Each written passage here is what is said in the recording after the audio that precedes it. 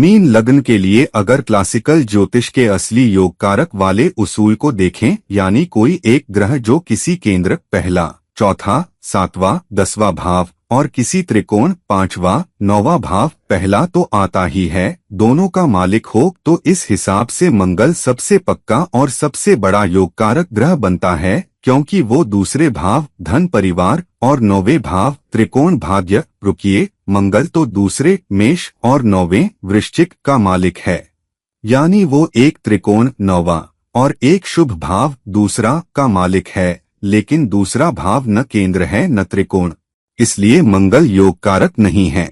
फिर से देखते हैं क्या कोई और ग्रह है। गुरु लग्नेश है और 10वें भाव केंद्र का भी मालिक है और पहला भाव त्रिकोण का भी, यानी गुरु पहला त्रिकोण और 10वां केंद्र का मालिक है, मगर पहला भाव तो खुद त्रिकोण है, इसलिए वो तकनीकी रूप से एक केंद्र 10वां और एक त्रिकोण पहला, जो पहले से ही केंद्र भी है, का मालिक है। इस हिसाब से गुरु को योग कारक माना जा सकता है, लेकिन पारंपरिक नियम में चूंकि पहला भाव केंद्र त्रिकोण दोनों है, इसलिए गुरु की गणना अलग तरह से होती है। असल में इस लग्न में कोई भी ग्रह सख्त परिभाषा के हिसाब से पूरा योग कारक नहीं बनता, क्योंकि भावस्वामित्व ऐसे बनते हैं कि कोई एक ग्रह एक अलग केंद्र 1, 4, 7, 10 और एक अलग त्रिकोण 1, 5, 9 का एक साथ मालिक नहीं है। गुरु के पास पहला केंद्र प्लस त्रिकोण और 10वां केंद्र है, मगर कोई दूसरा त्रिकोण 5 या 9 नहीं। मंगल के पास दूसरा शुभ और 9वां त्रिकोण है, मगर कोई केंद्र नहीं। बुध के पास चौथा केंद्र और 7वां केंद्र है, मगर कोई त्रिकोण नहीं। शनि के पास 11वां लाभ और 12वां व्यय है, न केंद्र न त्रिकोण। शुक्र के पास तीसरा और 8वां है, कुछ भी नहीं। चंद्र के पास 5वां त्रिकोण है, मगर कोई केंद्र नहीं। सूरज के पास 6वां शत्रु है, कुछ नहीं।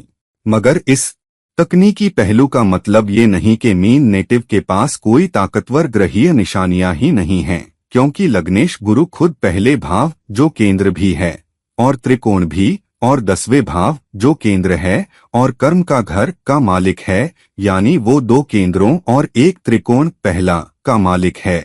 इसलिए अगर कोई ग्रह योग कारक की सबसे करीब आता है तो वो गुरु ही है, और उसके महादशांतरदशा में नेटिव को बहुत ऊंचा मुकाम, ज्ञान, धर्म, करियर में सफलता और भाग्य में तरक्की मिलती है, बशर्ते के गुरु अपनी अच्छी पोजीशन में हो और वो स्वयं लग्नेश होने के नाते अपनी शुभता खुद ही तय करता है। मंगल जो दूसरे भाव धन और 9वें भाव त्रिकोण भाग्य का मालिक है, गुरु का मित्र होने के कारण धन संचय और भाग्य में बहुत सहायक है, और 9वें भाव के स्वामी होने के कारण वो बड़ी किस्मत और पितृसुख दे सकता है। हालांकि वो किसी केंद्र का मालिक नहीं, इसलिए उसे योग कारक नहीं माना जाता, मगर उसकी अहमियत बहुत ज्यादा है और अच्छी पोजीशन में वो बहुत बड़े धन लाभ देता है। बुध जो चौथे भाव केंद्र सुख और 7वें भाव केंद्र 2 केंद्रों का मालिक है, लेकिन किसी त्रिकोण का नहीं, इसलिए वो योग कारक नहीं है। हालांकि 2 केंद्रों के स्वामी होने के कारण पार्टनरशिप, व्यापार, सुख शांति और माता सुख में बहुत बड़ा रोल अदा करता है, और गुरु से दोस्ती के कारण अच्छी पोजीशन में वो बहुत फायदेमंद साबित होता है।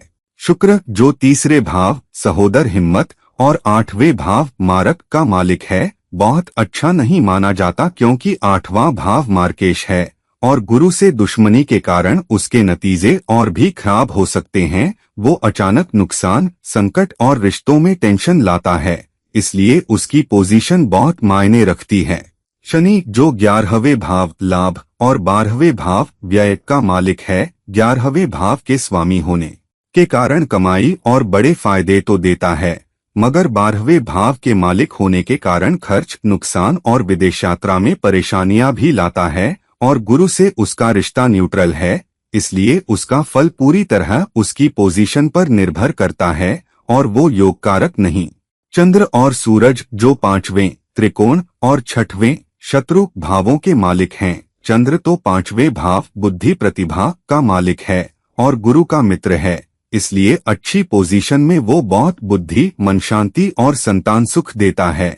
हालांकि वो किसी केंद्र का मालिक नहीं, इसलिए योग कारक नहीं, जबकि सूरज छठवें भाव शत्रु रोग का मालिक है और गुरु से दुश्मनी के कारण बहुत अच्छा नहीं माना जाता।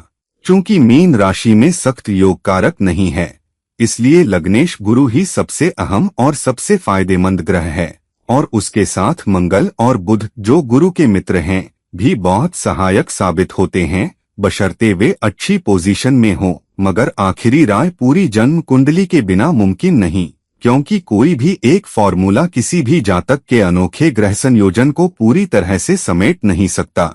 नमस्कार।